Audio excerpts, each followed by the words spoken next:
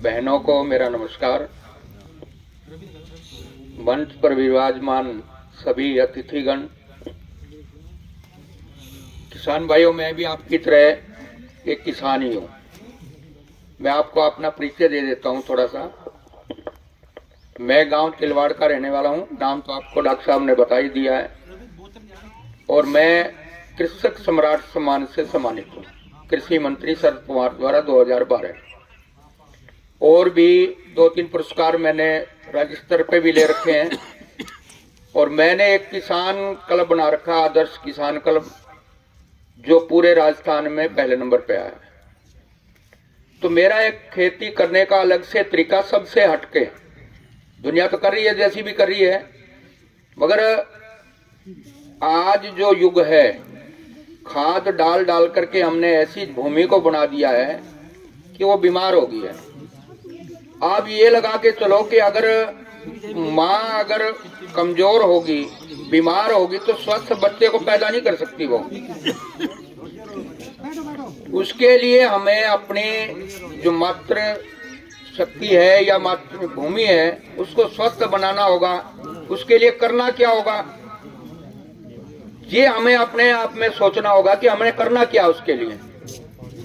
मैं आप सभी किसानों से, जो जबकि बहनों से भी कहना चाहूंगा, क्योंकि लगभग 75% जो कार्य है खेती का वो बहनें ही करती है। इन्हीं के भरोसे खेती चल रही है। हमारे जैसों के काम तो क्या है, थोड़ी देर चले गए, देख बाढ़ आया, ये कर दो जी, वो कर दो जी। नहीं तो कर यही रही है, पशु का भी ये कर रही है, खाने का भी ये कर रही है। अगर हम अच्छा अनाज इनको देंगे, अच्छा अनाज यही हमारे को बना के देंगे। और सोचना हमने कैसे करना है। तो मैं आपको ये कहना चाहूंगा कि ज्यादा भी आप ना करें, तो अपने खाने के लिए ऐसे, मतलब 1 बीघा जो है गेहूं या जो बाजरा है या वैसा तैयार करें जिसमें खाद की मात्रा बिल्कुल नहीं हो। उसके लिए करना क्या होगा, आप सभी के घर में पशु हैं, जिसमें एक गाय देसी जरूर होनी चाहिए।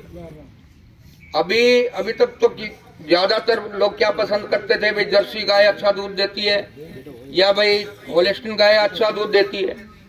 मगर अपनी भारतीय नस्लें भी हैं जो बहुत ही अच्छा दूध देती हैं और बढ़िया दूध देती हैं। और उनकी अगर हम टेस्टिंग करें ना दूध की, जो भारतीय गाय हैं वो सब तरह के मानकों के ऊपर खरी उतरी हैं। और जबकि जो अंग्रेजी गाय है, भाई बाहर की जो विदेशी गाय है, उसका दूध भी पीने में नहीं आएगा। और कभी भी नवजात बच्चे को अगर आप दूध देते हैं तो नवजात को वो पचेगा नहीं ढंग से, उसको दस्त लग जाएंगे। और जो अगर आप अपनी देसी गाय का दूध दोगे तो वो बिल्कुल बढ़िया तरीके से बच्चा स्वस्थ और माँ के दूध जैसा होता है वो। तो मेरा निवेदन ये है कि आप 1 बीघा में एक ट्राई मारें। अब तो आपने गेहूं बो दी है, अगर किसी भाई ने अगर रह भी गया हो, कोई प्याज का खेत रह गया हो, तो उसमें ये मैं जो बता रहा हूं वो कर सकता है। हमने क्या करना है, 1 किलो गुड़ लेना है, 1 किलो बेसन लेना है, 10 किलो गाय का गोबर लेना है। देसी गाय का होना चाहिए।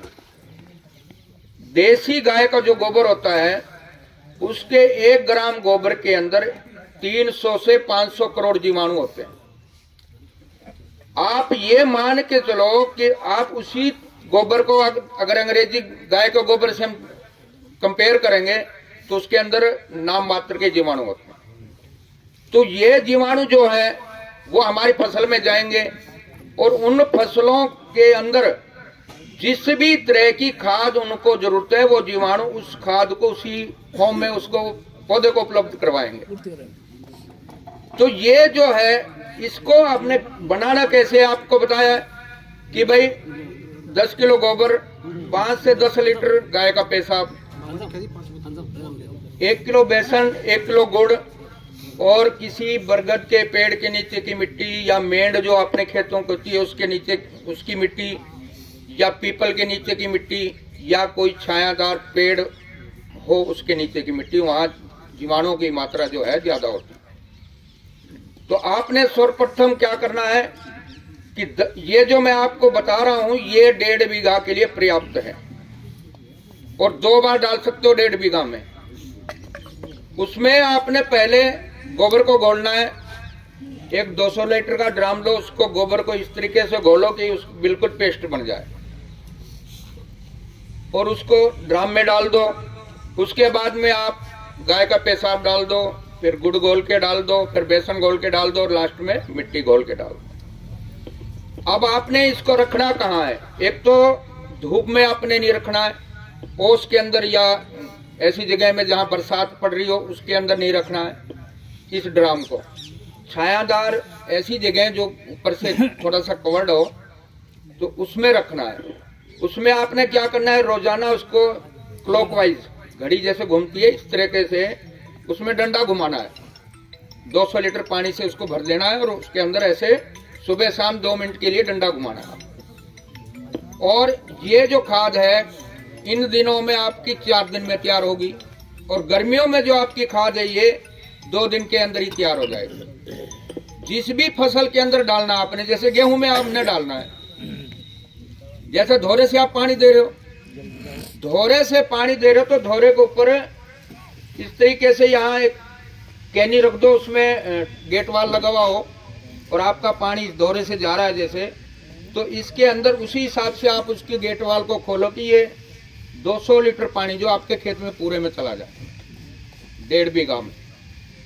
कम ज्यादा भी हो सकता है, जैसे 1 बीघा में कहीं कर सकते हो तो वो भी हो जाएगा, मगर ये 1.5 बीघा के लिए पर्याप्त है। अब इसके बाद क्या होगा, हर 21 दिन में, पहला पानी हम 21 दिन में लगाते हैं, फिर दूसरा पानी भी 21 दिन में, हर 21 दिन पे 5 बार में इसमें आपने खाद देना है। आपकी अगर फसल 40 मन हो रही है तो हद है, पहले साल इसमें थोड़ा सा फर्क हो सकता है, नहीं तो अगले साल आपका जो है पूरी की पूरी फसल पैदा होगी जो भी आप पैदावार ले रहे हो खाद से। नंबर 2, जो जमीन आपकी बंजर हो गई, उसका पीएच बढ़ गया, मान लो जमीन का अगर किसी का खारी पानी है या हमने खाद डाल करके उसका पीएच बढ़ा दिया, वो भी सामान्य पीएच पे आपकी 6.5 पीएच के ऊपर आपकी जमीन जो है बिल्कुल स्वस्थ जो है वो भूमि आपकी हो जाएगी और आपकी भूमि जो है वो उर्वरक जितने भी उसको चाहिए 17 पोषक तत्व है वो सब मिलेंगे। और जो केचुआ भूमि के 15 फीट नीचे चला गया है वो केचुआ भी बाहर आ जाए और आपके खेत में पूरे में केचुआ ही केचुआ दिखाई देगा कि आपको ये लगेगा कि भाई यहाँ इतना केचुआ कहाँ से आ गया। और उसके फायदे ये हैं कि केचुआ पैदा होगा तो बरसात होगी, केचुए के जो छिद्र होंगे उनसे पानी नीचे जाएगा, आपकी जो भूमिगत जल है उसका बढ़वार होगी उसमें। तो मेरा कहने का तात्पर्य है कि ज्यादा नहीं बो सकते तो आपने खाने के लिए तो आप बो सकते हैं, नहीं तो खाद से क्या, आज हमने दवाई डाली उसका हम ही तो डालने वाले और हम ही उसको ले जा करके बेचने वाले, कोई और तो नहीं बेचने वाला। तो उसमें क्या है, मान लो आज हमने कोई भी मोनो डाली, मोनो जबकि बैन है, या दूसरी कोई भी दवाई डाली, उसकी 7 दिन तक असर रहता है। 7 दिन तक उस फल को हम तोड़ के बेच नहीं सकते, खा नहीं सकते, क्योंकि उसकी जो रासायनिक जो प्रतिक्रिया है वो कैंसर के रूप में हमें दिखाई देगी, या बीपी हाई हो जाएगा, या कई इस तरह के वो हैं।